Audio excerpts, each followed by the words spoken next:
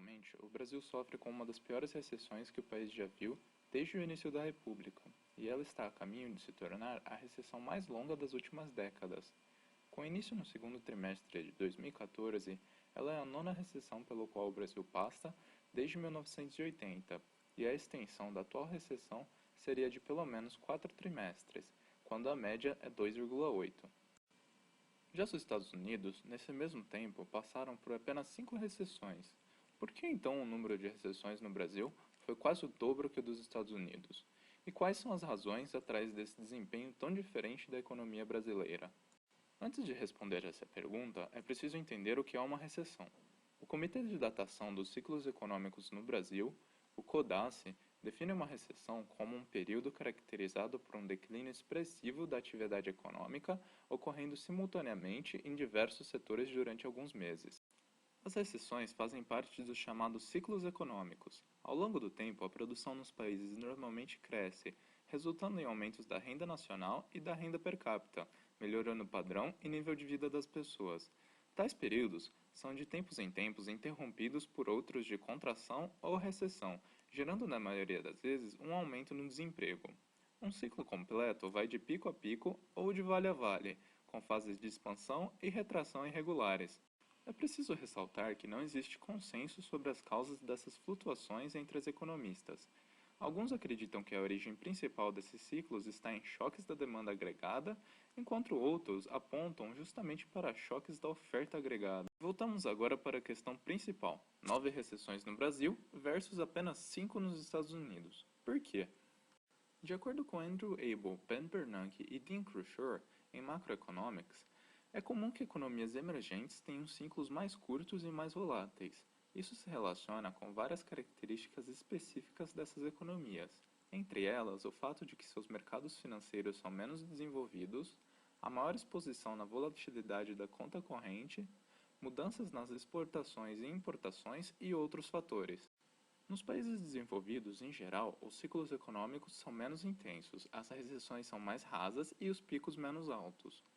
Um dos motivos disso são as políticas macroeconômicas anticíclicas seguidas nesses países.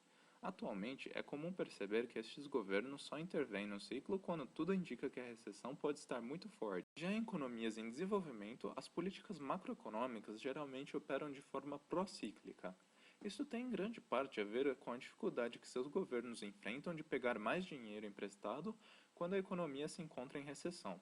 Desse modo, o governo precisa gastar menos justamente em épocas que as políticas anticíclicas sugerem gastar mais. Comparativamente, as 5 recessões que ocorreram nos Estados Unidos desde 1980 são as 3 recessões relacionadas ao preço do petróleo, 2 na década de 80 e uma na de 90. A recessão no início da década de 2000, relacionada ao fim de uma bolha no mercado de ações, e a recessão de 2007 a 2009, provocada pela crise dos subprimes. Enquanto no Brasil as 9 recessões são as 3 da década de 80, a chamada década perdida, resultante do calote da dívida pública externa, que prejudicou por um tempo o acesso das empresas e governo brasileiro aos mercados financeiros internacionais. A recessão de 95, por contaminação da crise mexicana, a recessão de 98, resultante do mau alinhamento da taxa de câmbio no regime de meta cambial, a recessão de 2001, relacionada à crise de energia, a recessão de 2003, relacionada a turbulências causadas pelas eleições de 2002, a recessão de 2008, provocada pela crise dos subprimes no exterior, e a atual recessão, no qual a dívida pública, o déficit fiscal e imposto inflacionário são componentes determinantes.